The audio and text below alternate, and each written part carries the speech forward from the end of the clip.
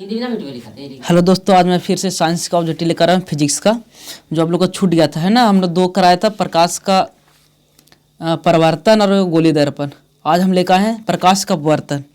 तो हम कराए थे 63 तक, आज है 64 से शुरू। ठीक है, तो चलिए आज का पहला क्वेश्चन है, प्रकाश के अपवर्तन के कितने नियम है? ए में 1, बी 2, सी 3 और डी 4। तो 64 के आंसर हो जाएगा ऑप्शन नंबर बी 2। ठीक है, ये क्वेश्चन आपको पूछा गया भी है। चलिए आगे 65 है, जिस माध्यम का अपवर्तनांक अधिक है वह कम अपवर्तनांक वाले माध्यम की तुलना में ए प्रकाशिक सघन, बी प्रकाशिक विरल है, सी पहले माध्यम का द्रव्यमान घनत्व अधिक है, डी दूसरे माध्यम का द्रव्यमान घनत्व कम है। तो 65 के आंसर होगा ऑप्शन नंबर ए प्रकाशिक घनत्व। 66 आपका, निम्न में से किस माध्यम में प्रकाश की चाल अधिकतम है? ए हवा, बी जल, सी शीशा और डी हीरा। तो 66 का आंसर का ऑप्शन नंबर ए हवा। 67 है, कौन सा लेंस अपसारी लेंस भी कहा जाता है? ए अवतल लेंस, बी उत्तल लेंस, सी अवतल एवं उत्तल लेंस दोनों और डी इनमें से कोई नहीं। तो 67 के आंसर होगा ऑप्शन नंबर ए अवतल लेंस। ठीक है, अवतल लेंस को अपसारी लेंस भी कहा जाता है और उत्तल लेंस को अभिसारी लेंस कहा जाता है। ठीक है, 68 है, शीशा या कांच किस प्रकार का माध्यम है? ए प्रकाशिक है, बी अप्रकाशिक है, सी ए और बी दोनों है, डी कोई नहीं। तो 68 का आंसर हो जाएगा ऑप्शन नंबर ए प्रकाशिक है। ठीक है, 69 क्वेश्चन आपको, प्रकाश की चाल विभिन्न माध्यमों में ए एक समान होता है, बी भिन्न भिन्न होता है, सी दोनों होता है, डी इनमें से कोई नहीं। तो आपका 69 का आंसर जो ऑप्शन नंबर बी भिन्न भिन्न होता है। 70 आपका, कांच से प्रकाश की किरणें गुजरती है तो क्या होता है? ए कुछ भाग परिवर्तित होती है, बी कुछ भाग अपरिवर्तित होती है, सी कुछ भाग अवशोषित होती है, डी ए बी सी तीनों होगा। तो 70 का आंसर जो ऑप्शन नंबर डी ये तीनों होगा। ठीक है, 71 आपका, वायु में प्रकाश की चाल निर्वात की अपेक्षा होती है? ए कम, बी ज्यादा, सी समान और डी में से कोई नहीं। तो 71 के आंसर जो ऑप्शन नंबर ए कम। 72 है, प्रकाश की किरणें हो सकती है? ए दर्पणों द्वारा परावर्तित, बी पारदर्शी माध्यमों द्वारा अपवर्तित, सी लेंसों द्वारा अपवर्तित फोकसित और डी इनमें से सभी। तो 72 के आंसर हो जाएगा ऑप्शन नंबर डी ये सभी। ठीक है, 73 है आपका, किसी पारदर्शी माध्यम में प्रकाश की किरणें गुजरने पर आपतन कोण और निर्गत कोण में क्या संबंध होगा? ए बराबर होगा, बी आपतन कोण बड़ा होगा निर्गत कोण से, सी निर्गत कोण बड़ा है आपतन कोण से और डी इनमें से कोई नहीं। तो 73 के आंसर का ऑप्शन नंबर ए बराबर होगा। 74 है, प्रकाश हमें निम्नांकित संचार के साधन प्रदान करता है? ए कांच रेशों से बनी तंतु, बी प्रकाशिक केबल, सी टेलीफोन और डी इनमें से सभी। तो 74 के आंसर जो ऑप्शन नंबर डी इनमें सभी। 75 आपका, प्रकाश की निर्वात में चाल यानी C1, प्रकाश के माध्यम में चाल V1, तो अपवर्तनांक n का मान होगा? ए n बराबर C1 बटा V1, n बराबर V1 बटा C1, सी n बराबर V1 प्लस C1, इनमें से कोई नहीं। तो 75 का आंसर हो जाएगा ऑप्शन नंबर ए n बराबर C1 बटा V1। 76 है, कांच के स्लैब से होकर गुजरने वाले किरण के लिए आपतित किरण और निर्गत किरण एक दूसरे के क्या होती है? ए असमांतर होती है, बी एक ही सरल रेखा में होती है, सी समांतर होती है, डी इनमें से कोई नहीं। 76 के आंसर का ऑप्शन नंबर सी समांतर होती है। 77 है आपका, क्रांतीय कोण सघन माध्यम में वह आपतन कोण जिसके लिए विरल माध्यम में अपवर्तन कोण 45 डिग्री होगा, बी 60 डिग्री है, सी 90 डिग्री है और डी 20 डिग्री है। ठीक है, तो 77 के आंसर जो ऑप्शन नंबर सी 90 डिग्री। चलिए 78 आपका, वायुमंडलीय पर अपवर्तन के कारण ही आकाश में चंद्रमा टिमटिमाते हैं, बी तारे टिमटिमाते हैं, सी अन्य ग्रह टिमटिमाते हैं, डी इनमें से कोई नहीं। तो 78 का हो जाएगा ऑप्शन नंबर बी, तारे टिमटिमाते हैं। 79 आपका, आंखों में प्रवेश करने वाले तारे के प्रकाश फलक में निरंतर परिवर्तन के कारण तारों की स्थिति हमेशा बदलती है, जिससे आंखों को तारों दिखते हैं टिमटिमाते हुए, बी चमकते हुए, सी धुंधला होते हुए और डी इनमें से कोई नहीं।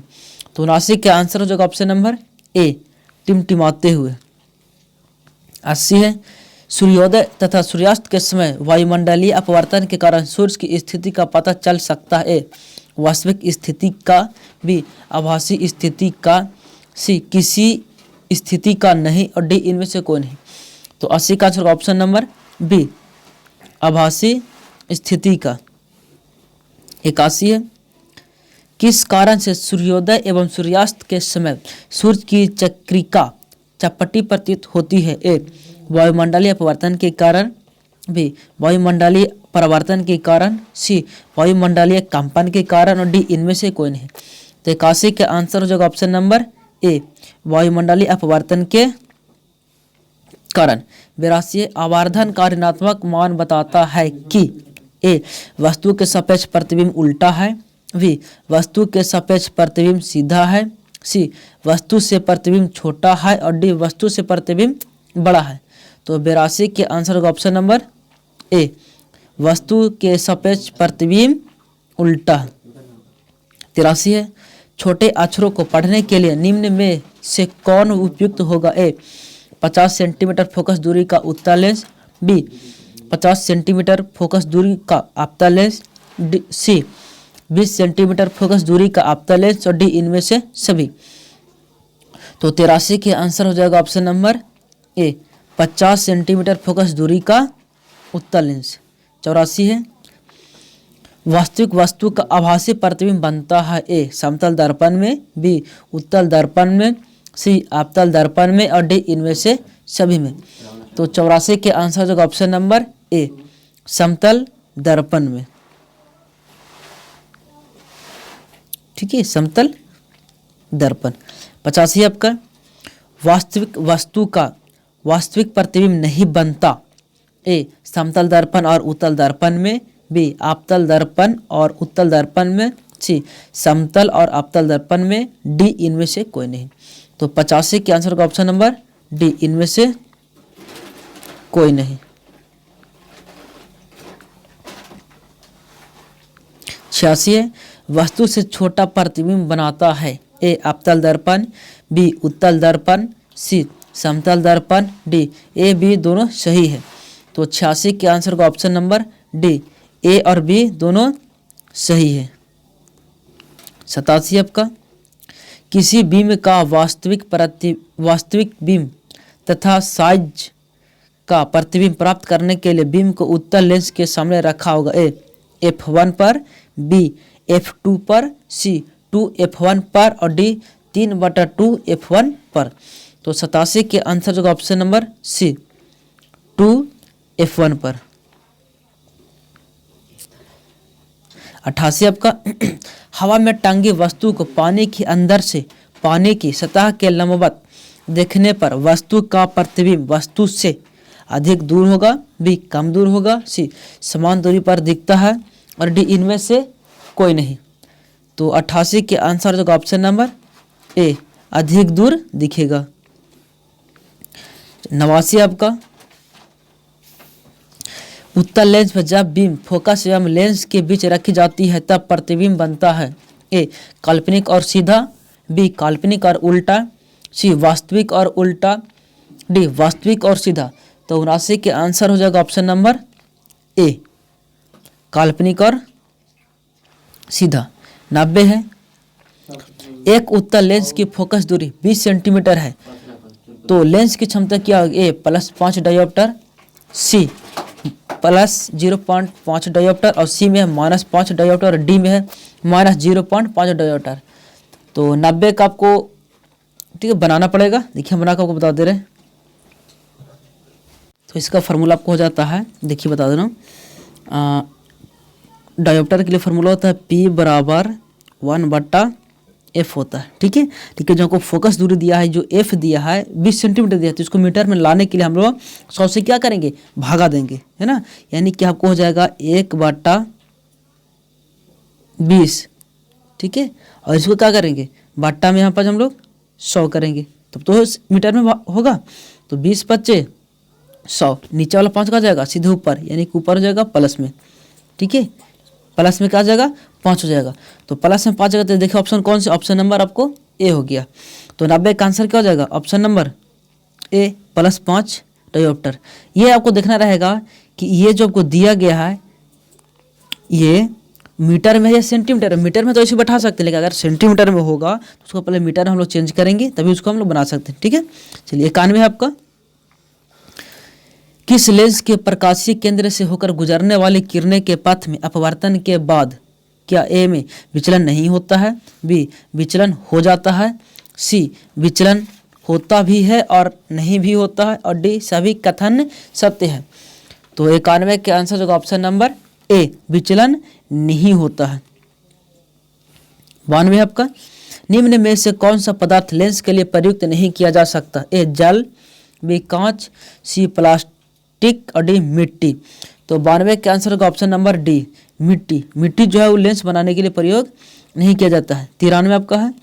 जिस लेंस का एक तल उभरा हुआ हो लेकिन दूसरा तल समतल हो तो ए अभिसारी होगा, बी अपसारी, सी एक तरफ से प्रकाश डालने पर अभिसारी और दूसरी तरफ से प्रकाश डालने पर अपसारी, और डी में समतल लोतल लेंस।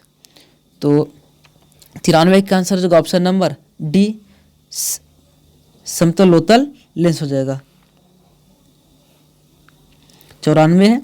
आपतल लेंस में वास्तविक वस्तु का ए हमेशा वास्तविक प्रतिबिंब बनाता है, बी हमेशा आभासी प्रतिबिंब बनाता है, सी आभासी वास्तविक दोनों प्रतिबिंब बनाता है, और डी हमेशा बड़ा प्रतिबिंब बनाता है। तो 94 के आंसर जो ऑप्शन नंबर बी हमेशा आभासी प्रतिबिंब बनाता है। 95 आपका। 2 डायोप्टर क्षमता वाले लेंस की फोकस दूरी है। तो ये भी आपको फार्मूला पर ही बनेगा, हम बता देते हैं। ठीक है, चलिए फार्मूला होता है P बराबर 1/f। हमको P का मान दिया है 2 डायोप्टर, 2D बराबर कितना दिया है 1/f। अगर हम तिरछे गुना करेंगे यानी कि क्रॉस मल्टीप्लाई, तो हमको क्या आ जाएगा, हमको आ जाएगा f बराबर 1/2। जब 1/2 आया तो हमको डायोप्टर में दिया है, और डायोप्टर से अगर हम सेंटीमीटर में चेंज करें तो क्या करेंगे हम लोग 100 से गुना करेंगे। तो इसमें क्या करेंगे हम लोग 100 से गुना कर देंगे, तो 2 से कट जाएगा 100 के बार में 50 और में, यानी कि प्लस क्या हो जाएगा 50। तो +50 किस ऑप्शन में देख लीजिए आप लोग। ठीक है, तो 95 के आंसर जो ऑप्शन नंबर ए +50 सेंटीमीटर। ठीक है, चलिए 96 है।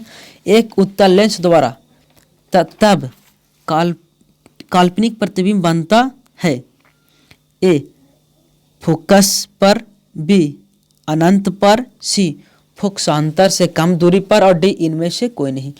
तो 96 का आंसर होगा ऑप्शन नंबर सी फोकसांतर से कम दूरी पर। चलिए 97 है।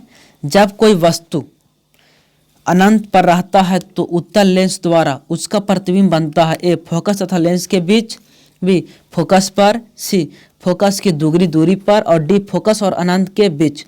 तो 97 के आंसर हो जाएगा ऑप्शन नंबर बी फोकस पर। 98 आपका। मोटे लेंस की फोकस दूरी पतले लेंस की तुलना में कम होती है, अधिक होती है, बराबर होती है, इनमें से कोई नहीं। तो 98 के आंसर हो जाएगा ऑप्शन नंबर ए कम होती है। 99 है आपका। समान फोकस दूरी के उत्तल और अपतल लेंस सटाकर रखे गए, यह युग में काम करेगा, उत्तल लेंस की तरह, बी अपतल लेंस की तरह, सी कांच की आयताकार सिल्ली की तरह, और डी प्रिज्म की तरह। तो 99 के आंसर जो ऑप्शन नंबर सी कांच की आयताकार सिल्ली की तरह। 100 है आपका। किसी बीम का इन्फिनाइट पर ना अनंत पर प्रतिबिंब प्राप्त करने के लिए बीम को उत्तल लेंस के सामने कहाँ रखें? ए लेंस के मुख्य फोकस पर, बी फोकस दूरी की दुगनी दूरी पर, सी अनंत पर, और डी लेंस के प्रकाशीय केंद्र और मुख्य फोकस के बीच। तो 100 के आंसर हो जाएगा ऑप्शन नंबर ए लेंस के मुख्य फोकस पर। चलिए 101 क्वेश्चन है आपका। निम्न में किस लेंस की फोकस दूरी धनात्मक होती है? ए अवतल लेंस की, बी उत्तल लेंस, सी समतल अवतल लेंस, और डी इनमें से कोई नहीं। तो 101 का क्वेश्चन आंसर हो जाएगा ऑप्शन नंबर बी उत्तल लेंस की। ठीक है, धनात्मक उत्तल लेंस की होती है लेकिन ऋणात्मक अवतल लेंस का होगा। ठीक है, चलिए 2 है U, V और F के विशिष्ट मान के लिए लेंस सूत्र है। ठीक है, आपको पहले बताया गया, तो आपका इसका 102 का पहला ही आंसर हो जाएगा। ठीक है,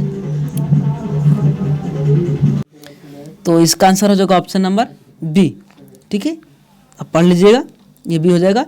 लेंस में होता है माइनस और दर्पण सूत्र में हो जाएगा आपको प्लस। ठीक है, 103 अवतल लेंस के प्रकरण में प्रतिबिंब हमेशा आभासी बनता है, तो आवर्धन सदा होगा ए धनात्मक, बी ऋणात्मक, सी कभी धनात्मक तो कभी ऋणात्मक, और डी इनमें से कोई नहीं। तो 3 का आंसर होगा ऑप्शन नंबर ए धनात्मक। 4 है उत्तल लेंस के प्रकरण में जब प्रतिबिंब वास्तविक होता है तब आवर्धन है ए धनात्मक, बी ऋणात्मक, सी ए और बी दोनों, और डी इनमें से कोई नहीं। तो 104 के आंसर जो ऑप्शन नंबर बी ऋणात्मक। 105 है किसी अवतल लेंस के लिए फोकस दूरी होती है ए ऋणात्मक, बी धनात्मक, सी ए एवं बी दोनों, और डी इनमें से कोई नहीं। तो 5 के आंसर जो ऑप्शन नंबर ए ऋणात्मक। अभी बताए थे कि अवतल लेंस का होगा ऋणात्मक और उत्तल लेंस का होता है धनात्मक। ठीक है, 6 है आपका किसी लेंस द्वारा उत्पन्न आवर्धन का ऐसा मात्रक क्या है? मीटर है, बी सेंटीमीटर है, सी मिलीमीटर है, और डी मात्रक विहीन है। तो 106 का आंसर हो जाएगा ऑप्शन नंबर डी मात्रक विहीन, मतलब कोई इसमें मात्रक नहीं है। 107 है किसी उत्तल लेंस के प्रकरण में आवर्धन जब प्रतिबिंब आभासी होता है तो ए धनात्मक होगा, बी ऋणात्मक होगा, सी ए और बी दोनों होगा, डी इनमें से कोई नहीं। 107 के आंसर हो जाएगा ऑप्शन नंबर ए धनात्मक होगा। 8 है लेंस में मुख्य फोकस की संख्या कितनी है? 1, 2, 3 कोई नहीं। तो 8 के आंसर हो जाएगा ऑप्शन नंबर ए 2। 9 है आपका एक अवतल लेंस से 10 सेंटीमीटर दूर वस्तु रखने पर उसका आभासी सीधा प्रतिबिंब बनता है, इसकी फोकस दूरी हो सकती है ए 15 सेंटीमीटर, बी 20 सेंटीमीटर, सी 12 सेंटीमीटर, और डी सभी। तो इसका 109 का आंसर होगा ऑप्शन नंबर डी, ये सभी हो सकते हैं। ठीक है, चलिए 110 है किसी उत्तल लेंस के सामने 2f और अनंत के बीच कोई बीम रखा है, इसका प्रतिबिंब बनेगा वास्तविक उल्टा छोटा, बी वास्तविक उल्टा बड़ा, सी वास्तविक उल्टा बड़ा, और सी में आभासी उल्टा बड़ा, और डी में आभासी सीधा बड़ा। तो 110 के आंसर का ऑप्शन नंबर ए वास्तविक उल्टा और छोटा। 111 है कई लेंसों के संयोजन से बना एकल लेंस की उपयोगिता है ए चश्मे के लेंस में, बी सूक्ष्मदर्शियों के लेंस में, सी सभी प्रकार के लेंसों में, और डी सभी कथन सत्य है। तो 11 के आंसर जो ऑप्शन नंबर बी सूक्ष्मदर्शियों के लेंस में।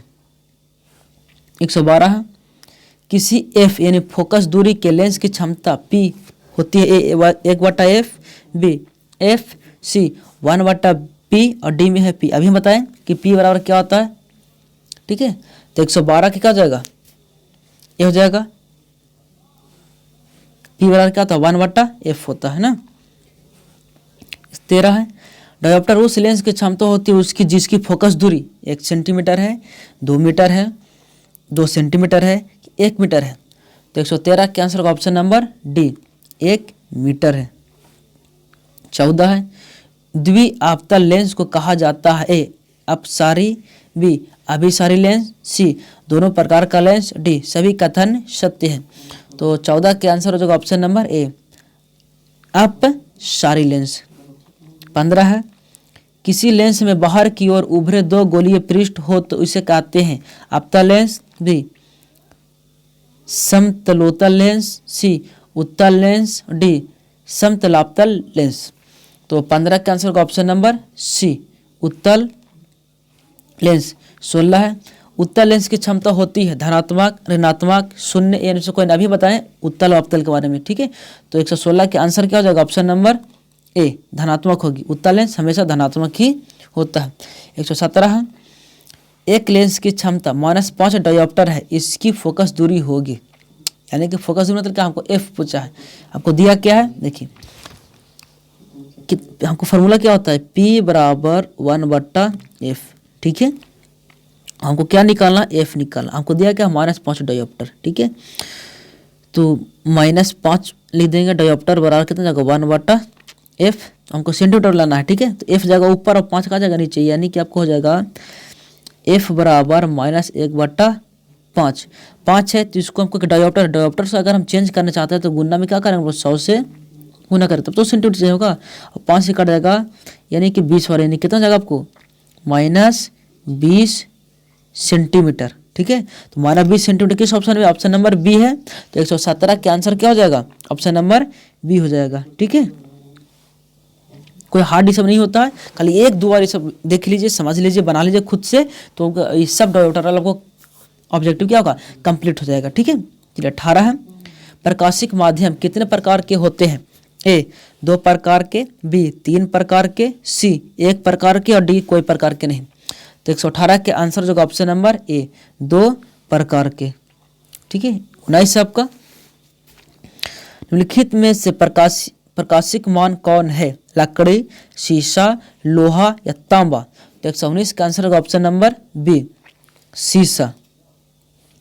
120 है, विरल माध्यम में प्रकाश की चाल सघन माध्यम की अपेक्षा कम होती है, बी अधिक होती है, सी बराबर होती है, डी सभी कथन गलत है। तो 120 के आंसर जो ऑप्शन नंबर बी अधिक होती है। कैसे, विरल माध्यम से सघन माध्यम में गमन करने वाले प्रकाश की किरणें धीमी हो जाती है, अतः इसका झुकाव ए अभिलंब से दूर होता है, बी अभिलंब के समांतर होता है, सी अभिलंब की ओर होता है, डी अभिलंब के लंबवत होता है। तो 121 के आंसर का ऑप्शन नंबर सी अभिलंब की ओर होता है। 122 है, जब प्रकाश की किरणें सघन माध्यम से विरल माध्यम में गमन करती है तो इसकी चाल बढ़ जाती है, अतः किरण अभिलंब की ओर झुक जाता है, बी अभिलंब से दूर हट जाता है, सी अभिलंब से 45 डिग्री की कोण रहता है, डी अभिलंब के समांतर हो जाता है। तो 22 के आंसर जो ऑप्शन नंबर बी अभिलंब से दूर हट जाता है। 23 है,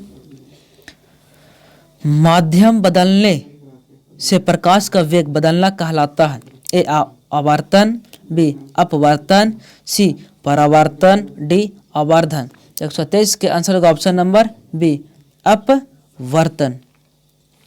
24 आपका, पानी में प्रकाश का वेग कांच में प्रकाश का वेग हो तो, ठीक है। हम इसको बता देते हैं आपको पूरा, देखिए इसको पता नहीं चला तो हम बता दे रहे हैं। ए में ऑप्शन है सी डब्ल्यू बराबर सी जी है, बी में है सी डब्ल्यू बड़ा है सी जी से, सी में है सी डब्ल्यू छोटा है सी जी से, और डी में है सी डब्ल्यू बराबर 2 सी जी। तो 124 के आंसर आपको हो जाएगा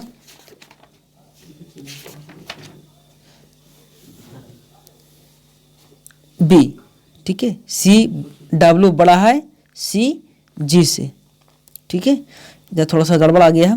125 किसी माध्यम का अपवर्तनांक म्यू है और उसमें प्रकाश का वेग सी हो तो, ए में म्यू सी बराबर स्थिरांक, बी म्यू स्क्वायर सी बराबर स्थिरांक, सी म्यू बटा सी बराबर स्थिरांक, और डी म्यू बराबर सी। तो 125 के आंसर हो जाएगा option number A mu C बराबर स्थिरांक। 26 आपको, कांच की सिल्ली से पार करने वाली प्रकाश किरणें में पैदा होता है ए विचलन, बी पार्श्व विस्थापन, सी घूर्णन और डी इनमें से कोई नहीं। तो 126 के आंसर होगा ऑप्शन नंबर बी पार्श्व विस्थापन। 27 आपका, अगर वायु में प्रकाश का वेग c है तथा एक माध्यम में प्रकाश का वेग v है तो निरपेक्ष अपवर्तनांक का मान होगा ए में c बटा v, b में v बटा c, c में c इंटू v और d में सभी कथन सत्य हैं। तो 127 के आंसर हो जाएगा ऑप्शन नंबर ए c बटा v। 128 आपको, मृग मरीचिका का कारण है ए पूर्ण आंतरिक परिवर्तन, बी साधारण परिवर्तन, सी अपवर्तन और डी पहले अपवर्तन और बाद में पूर्ण आंतरिक परिवर्तन। तो 128 का आंसर होगा ऑप्शन नंबर डी पहले अपवर्तन और बाद में पूर्ण आंतरिक परिवर्तन होता है। 129 आपको, पानी से भारी बाल्टी की गहराई कम दिखती है, इसका कारण है ए अपवर्तन, बी पूर्ण आंतरिक परिवर्तन, सी परावर्तन और डी इनमें से कोई नहीं। तो 129 का आंसर होगा ऑप्शन नंबर ए अपवर्तन। 130 आपको, क्रांतिक कोण है ए सघन माध्यम में आपतन कोण, बी विरल माध्यम में आपतन कोण, सी सघन माध्यम में अपवर्तन कोण और डी विरल माध्यम में अपवर्तन कोण। तो 30 के आंसर हो जाएगा ऑप्शन नंबर ए सघन माध्यम में अपतन कोण। 31 आपको, पानी में डाली हुई छड़ी टेढ़ी दिखती है, इसका कारण क्या है? अपवर्तन होगा, बी परिवर्तन के कारण, सी दोनों के कारण और डी इनमें से कोई नहीं। तो 31 का आंसर जो ऑप्शन नंबर ए अपवर्तन के कारण। 32 है, निर्गत किरण एवं अभिलंब के बीच के कोण को कहते हैं ए आपतन कोण, बी परावर्तन कोण, सी निर्गत कोण और डी इनमें से कोई नहीं। तो 32 का आंसर हो जाएगा ऑप्शन नंबर सी निर्गत कोण। 33 है, किसी माध्यम के अपवर्तनांक का मान होता है ए साइन आई बटा sine r, B sine r बटा sine i, C sine i गुने साइन आर और डी में साइन आई भागे साइन आर। तो 33 के आंसर जो option number A sine i बटा साइन आर। 34 है, सिनेमा के पर्दों पर किस प्रकार का प्रतिबिंब बनता है? ए वास्तविक प्रतिबिंब बनेगा, बी आभासी प्रतिबिंब, सी दोनों और डी सभी उत्तर सत्य है। तो 34 के आंसर जो ऑप्शन नंबर ए वास्तविक प्रतिबिंब बनेगा। 35 है, प्रतिबिंब की ऊंचाई और वस्तु की ऊंचाई के अनुपात को कहते हैं ए आवर्धन, बी संवर्धन, सी परावर्धन और डी इनमें से कोई नहीं। तो 135 का आंसर जो ऑप्शन नंबर ए आवर्धन। 36 आपका, आपतन कोण आई और परावर्तन कोण आर हो तो ए आई बराबर आर होगा, बी आई बराबर 2r, सी 2i बराबर आर और डी आई बड़ा होगा आर से। तो 37 के आंसर हो जाएगा 36 का आंसर होगा ऑप्शन नंबर ए आई बराबर आर। 37 आपका, मान लिया कि माध्यम 1 में प्रकाश का वेग v1 और माध्यम 2 में प्रकाश का वेग v2 है तो अपवर्तनांक n21 का मान होगा ए v1 बटा v2, बी v1 गुने v2, सी v2 बटा v1 और डी सभी कथन ठीक है। तो 137 का आंसर होगा ऑप्शन नंबर ए v1 बटा v2। 38 है, कांच या पानी में प्रकाश का वेग बढ़ जाता है, बी घट जाता है, सी कोई परिवर्तन नहीं होता है और डी सभी कथन ठीक है। तो 38 के आंसर हो जाएगा ऑप्शन नंबर बी घट जाता है। 39 है, एल्कोहल का अपवर्तनांक है ए 1.33 है, बी 1.65 है, सी 1.36 है और डी 1.31 है। तो 39 के आंसर जो ऑप्शन नंबर सी 1.36।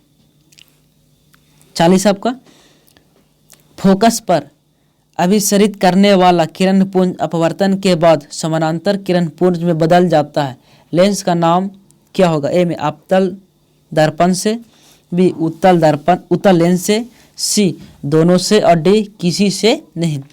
तो 40 का आंसर जो ऑप्शन नंबर बी उत्तल लेंस से। 41 है, आवर्धन एम का ऋणात्मक मान बताता है कि वस्तु के सापेक्ष प्रतिबिंब उल्टा है, बी वस्तु के सापेक्ष प्रतिबिंब सीधा है, सी वस्तु के प्रतिबिंब छोटा है और डी वस्तु से प्रतिबिंब बड़ा है।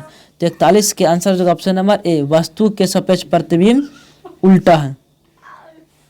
42 है लेंस सूत्र क्षमता के पदों में होता है। P बराबर 1/f बराबर 1/v माइनस 1/u, बी में है 1/f बराबर 1/u माइनस 1/v और सी में है 1/f बराबर माइनस 1/u माइनस 1/v और डी इनमें से कोई नहीं। ठीक है, तो 42 के आंसर जो ऑप्शन नंबर ए। अभी बताएं लेंस क्या होता है, हमेशा माइनस में होगा और दर्पण सूत्र क्या होता है, वहाँ पर बीच में सिर्फ खाली प्लस होगा। तो 42 का आंसर हो जाएगा ऑप्शन नंबर ए। 43 है निम्नलिखित में से किसका अपवर्तनांक सबसे अधिक होता है, ए वायु का, बी बर्फ का, सी कांच का और डी हीरा का। तो 43 के आंसर जो ऑप्शन नंबर डी बर्फ का। 44 है निम्नलिखित में किस लेंस को अभिसारी लेंस कहते हैं, उत्तल लेंस, बी आपतन लेंस, सी उत्तल एवं आपतन लेंस दोनों को और डी बाइफोकल लेंस। तो एक पहले हमने बता दिया था कि आपतल को बोलते हैं अपसारी और उत्तल को बोलते हैं अभिसारी। तो अभिसारी पूछा तो इसका आंसर हो जाएगा ए यानी उत्तल लेंस। 45 है निम्नलिखित में से कौन लेंस का आवर्धन होता है, ए में u/v, बी में है uv, सी u+v और डी v/u। तो 145 का आंसर होगा ऑप्शन नंबर डी v/u। 46 है आपका निम्नलिखित में किस माध्यम में प्रकाश की चाल सबसे अधिक होता है, ए कांच, बी पानी, सी लोहा और डी निर्वात। तो 46 के आंसर जो ऑप्शन नंबर डी निर्वात। ये भी क्वेश्चन को पूछा गया है सेकंड सिटिंग 2020 में। 47 का लास्ट क्वेश्चन आपको ये पूछा गया है। ठीक है, निम्नलिखित में कौन लेंस की क्षमता का मात्रक है, ए जूल, बी वाट, सी डायोप्टर और डी अर्ग। तो 47 के आंसर जो ऑप्शन नंबर सी डायोप्टर। तो अगर वीडियो आपको अच्छा लगता है तो ज़रूर शेयर कीजिएगा। और आज का है आपको ख़त्म हो गया। ठीक है, और कल मैं आपको लेकर आऊँगा सेकेंड चैप्टर। ठीक है, मानव नृत्य तथा रंग बिरंगा संसार, इसका मैं लेकर आऊँगा। तो आज के लिए यही बस। जय हिंद, जय भारत।